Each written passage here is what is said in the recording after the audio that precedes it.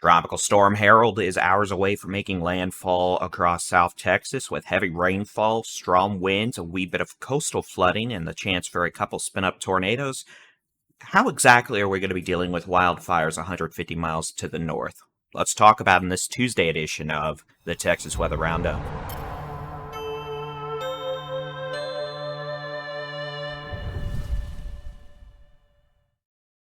Good morning, I'm Texas Storm Chasers Baldyinchief David Reimer. It is Tuesday, the 22nd of August, 2023. Bit of a busy weather pattern this morning after several weeks of relatively, well, I wouldn't say it was pleasant weather by any stretch of the imagination, but it wasn't overly difficult to forecast. We do actually have some weather to talk about this morning, and that is going to be in association with now Tropical Storm Harold. The National Hurricane Center upgraded Tropical Depression 9 to Harold at 1 a.m. this morning after hurricane hunters found 45-mile-an-hour winds in some thunderstorms well north of the center of circulation. Now, this is not a well-organized tropical cyclone by any stretch of the imagination. For all intent and purposes, this is a large cluster of thunderstorms producing heavy rainfall, strong winds, and causing rough surf. If this were to stay over water for another day or two, it would be a different story, but fortunately, it is going to be making landfall within the next 5 to 7 hours.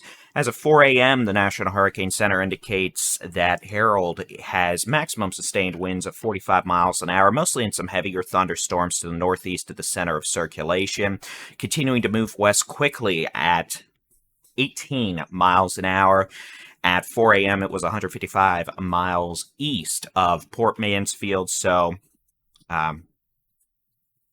deduce that by what time you're watching this video, and there you go. Minimum central pressure has fallen slightly to 1,004 millibars, but that has been steady for most of this morning. No warning watches changes this morning. Tropical storm warning from the mouth of the Rio Grande in the Rio Grande Valley near Brownsville to Port O'Connor. That's where we could see wind gusts of maybe 40 to 60 miles an hour at times this morning and this afternoon, especially from thunderstorms or heavier shower bands, whatever, moving onshore, and a tropical storm watch from Port O'Connor up to Sargent, where we could see some gusty southeast winds today. No storm surge watches or warnings in effect. We're not expecting a significant storm surge with this event. Definitely are seeing some rough surf along the entire Texas Gulf Coast, dangerous wave action, high risk of rip currents, and there is up to a 1-foot storm surge, which will cause some issues around Port Mansfield and in the very susceptible low-lying areas. But again, 1 foot, definitely not comparable to our big-time hurricanes that have done 15 to 20 feet. So there's the good news in that department. Let's pop on over to the high-res rapid refresh model, get a good sense of the timing elements on this. And again, this is going to continue moving quickly to the west-northwest today, this afternoon, into tonight. This is not going to be a long-duration event for us here in the state of Texas. Most of y'all in South Texas, the Coastal Bend, the Rio Grande Valley, the Rio Grande Plains, most of your rain chances are going to be diminishing after sunset tonight as this system moves into northern Mexico and quickly weakens. So that means most of what we're going to be watching for will be this morning and this afternoon. And this will clearly be an efficient rainfall producer. I mean, it is a tropical storm with tropical moisture, so we're still probably going to see some multi-inch rainfall totals, and we'll look more at that in just a minute. But in terms of catastrophic flooding, 10, 20 inches of rain, that's not going to happen. Then we're going to get a bit of a lull this evening, maybe a couple storms continuing, but then we get rain Wednesday morning in Big Bend National Park, southwest Texas, the Davis Mountains, all the way into the borderland of far west Texas around El Paso, where we could see a localized threat of flooding as well. All right, in terms of forecast rain totals, here you go. At this point, looking at 2 to 5 inches of rain. Some folks are going to get less. Some folks may see just a bit more across the Rio Grande Plains, South Texas, the Coastal Bend, all the way down to deep South Texas, the Rio Grande Valley. You can notice here on this precipitation scale, the quarter-inch delineation remaining well south of Interstate 10 now. Pretty much if you're north of a line from Victoria to Uvalde to, we'll just say Fort Stockton and Van Horn, the chance of you getting anything more than a passing shower, not high. You will get some cloud cover, but in terms of appreciable drought-busting rains, not going to happen. region. And then again, like I said, most of this will fall this morning, this afternoon. Then tonight into Wednesday morning, we'll see rains shift into the Big Bend region of southwest Texas, into the borderland of far west Texas around El Paso. And again, localized flooding is possible today, both from some minor flooding along the coast from rough surf, and then the potential for localized freshwater flooding from heavy rainfall. Again, 3 to 5 inches from a tropical storm. I mean, it's beneficial for sure in terms of soils that need it. And I mean, the fact that the soils are dry as a bone pretty much means they'll soak all this up. We're not expecting a whole lot in the flooding department, fortunately. Severe weather outlook from the Storm Prediction Center. The potential does exist for a few spin-up tornadoes this morning into this afternoon, especially to the north of the center of circulation, with any of those spiraling rain bands moving to the west or northwest. And again, if we do have a tornado threat, it will likely be in the form of very brief spin-up tornadoes. These typically don't stay down for a long duration of time, and they're normally not the kind that are going to be leveling structures. But nevertheless, if you do have a tornado warning, keep in mind the storms will be moving quickly, so don't hesitate to take action, and this threat should diminish around or just after sunset. All right, on the flip side of things, let's talk about the wildfire threat, because unfortunately, this is not going to be a tropical storm that really impacts a majority of Texas unless you live south of Interstate 10 in South Texas. Otherwise, wildfire threat's going to remain very high to extreme the next 3 days. Tuesday, today, Wednesday, Thursday. You can see we're going to have a bit of a drop-off across South Texas into deep South Texas today and tomorrow, Big Bend tomorrow, but by Thursday, we're back up to moderate to high across the entire state with very high to extreme. To be honest, I'm a little concerned about today having an enhanced fire threat across parts of the hill country, central Texas, the Brazos Valley, and southeast Texas, just because we may have southeast winds gusting up to 30 miles an hour at times, thanks to this tropical system to the south.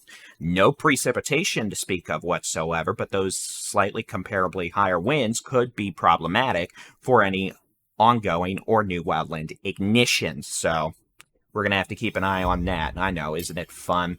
All right, let's press the correct button. I know it helps. All right, here's the high temperature forecast for today. 80s, Rio Grande Valley, wherever we're going to have the tropical storm making landfall and moving. It's going to be in the 80s today with cloud cover and rain. So we get into the rest of the state, triple digits. Happy birthday.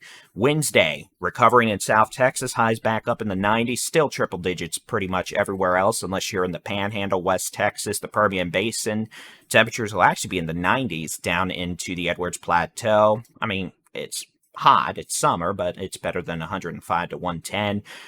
70s and 80s across the borderland, far west Texas down to Big Bend, where we'll see continuing precipitation and cloud cover. Here we go into Thursday. All that goes bye-bye, and here comes the heat once again. Eastern two-thirds of Texas, 100 to 110 degrees. Abhorrent amounts of humidity, unfortunately. Friday gets even worse. 109 in Dallas, 107 in Austin, 104 San Antonio, 107 in Wichita Falls, 98 to 99 in Amarillo and Lubbock. So, hey, at least it's not 100.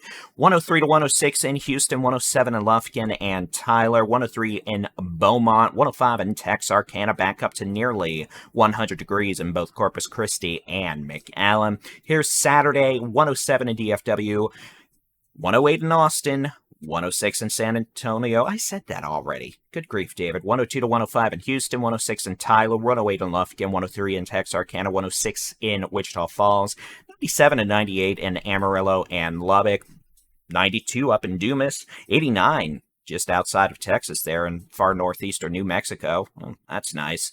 91 around Alpine with a high temperature of about 95 degrees in the city of El Paso. All right, that's going to be it for the Texas Weather Roundup this morning. We'll be keeping an eye out on the landfalling tropical storm, but I think based on my descriptions here, you can understand not really all that concerned about it. Yes, it is a tropical storm, and yes, there will be localized impacts, but we're not looking at a long-duration event.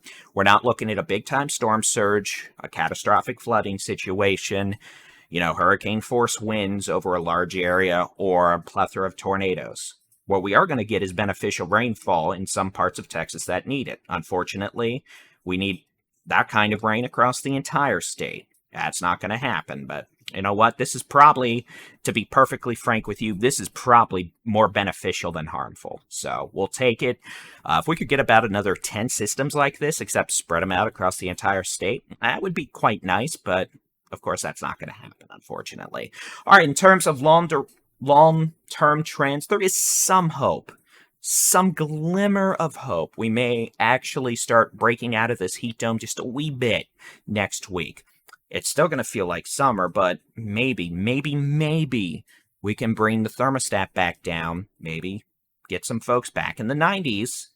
Maybe just a shower or two. Is it going to happen?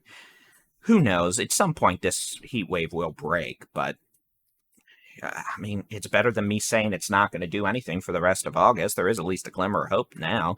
So we'll keep an eye on things. You can do the same. Texas Storm Chasers mobile app, interactive weather radar, your local weather forecast, storm chasing videos, live weather radar videos, and of course these forecasts. Hit us up on YouTube, the social medias, and our website, TexasStormChasers.com. Y'all have a good day. God bless.